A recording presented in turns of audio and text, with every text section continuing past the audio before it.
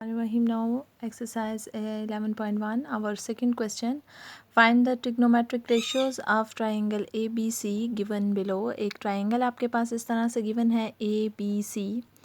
अब आपके पास ये है कि आपने इसके लिए रेशियोज़ ट्राइग्नोमेट्रिक रेशियोज़ फाइंड करनी है. तो आपको याद रखना है कि A है, A के फ्रंट पे साइड जो ये वाली है ये A है.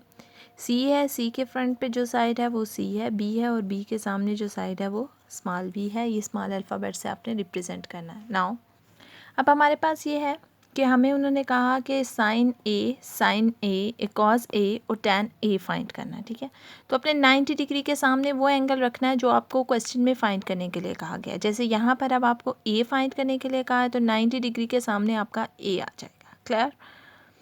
Sign A some people have यानी perpendicular over high curly cos base over high and tan is perpendicular over base. Clear students? Now अब इसके अकॉर्डिंग परपेंडिकुलर आपका ये साइड है A, बेस आपकी C है और हाइप आपकी B है. तो अब P की परपेंडिकुलर की जगह A, हाइप की जगह B, बेस की जगह C और हाइप की जगह B. इसी तरह परपेंडिकुलर में A और C लगा देंगे. Clear students?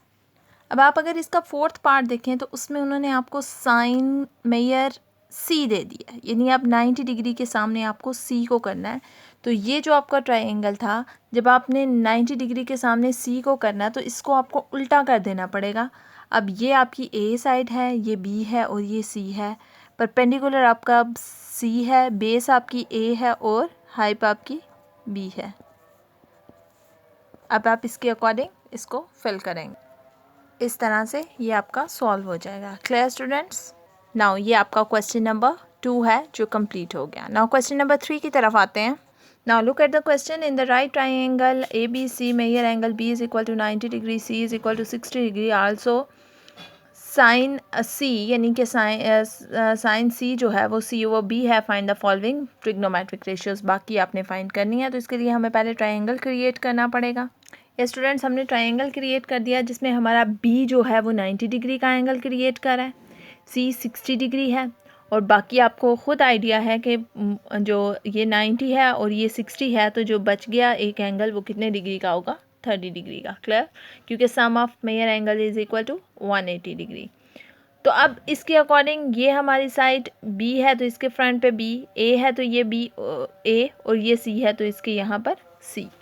अब कहते हैं बी सी यानी बी सी आपकी ये साइड है, ये होगी ए ओवर ए बी ये साइड आपकी C. Clear?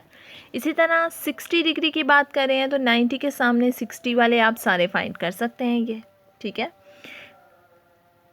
Base over hype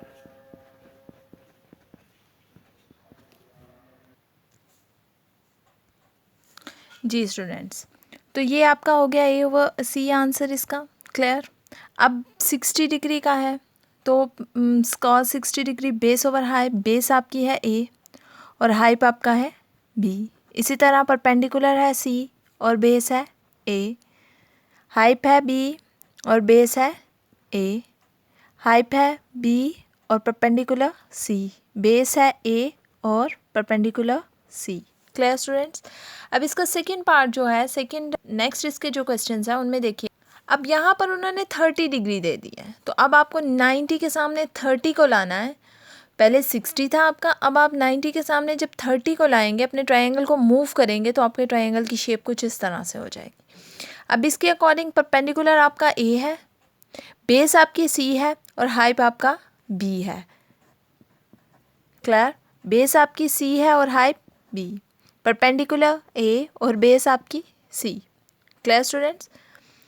hype आपकी बी और बेस आपकी सी. हाइप आपकी बी और परपेंडिकुलर ए. बेस आपकी सी और परपेंडिकुलर आपका ए. Clear students?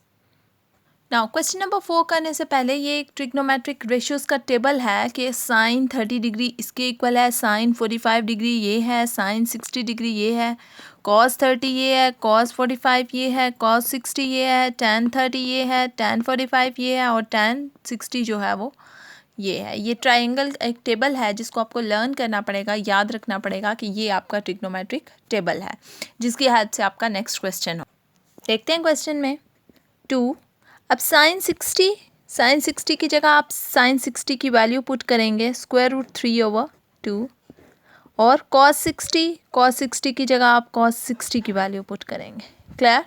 ये 2 इस 2 से कैंसिल, इट बिकम्स, इसको इससे मल्टीप्लाई करेंगे √3/2 आपका आंसर है। Clear students?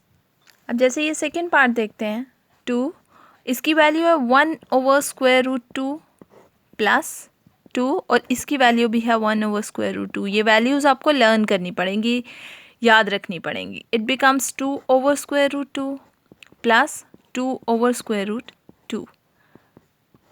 एलसीएम आ जाएगा √2 और ऊपर आ जाएगा 2 + 2 विच इज़ इक्वल टू 4/√2। जी नाउ अब आप इनकी वैल्यूज़ पुट करेंगे। पुट करने के बाद मल्टीप्लिकेशन होगी, 1 को √3 से √3, 2 2 ज़ा 4 माइनस √3, 2 2 ज़ा 4। अब इसका एलसीएम आ जाएगा आपके पास 4 और ऊपर आ जाएगा √3 minus √3 which is equal to 0/4 and which is becoming 0। Clear?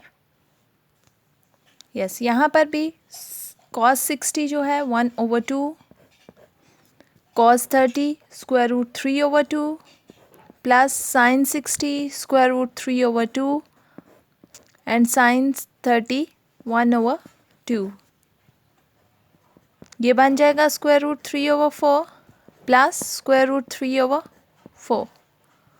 Now it becomes 4 LCM and 3 plus √3 which is equal to 2 √3/4.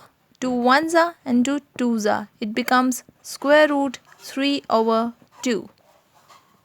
Clear students? Now students look at these questions. ये आपके रिव्यू एक्सरसाइज के क्वेश्चंस हैं, ठीक है। Question number 2 and question number 3। Question number 1 आपके MCQs का है, वो तो आप करेंगे, लेकिन ये क्वेश्चन नंबर 2 और क्वेश्चन नंबर 3 जो है ये भी आप लोग खुद सॉल्व करेंगे। Clear students? उसी तरह से टेबल की वैल्यूज़ आपको आती होंगी, तो ये क्वेश्चन आप खुद से कर सकते हैं। तो first of all you have to learn the table, gripping up the table and the formulas. Now you have able to solve your exercise 11.1। Clear students? Hope you all understand. Okay, Allah Hafiz.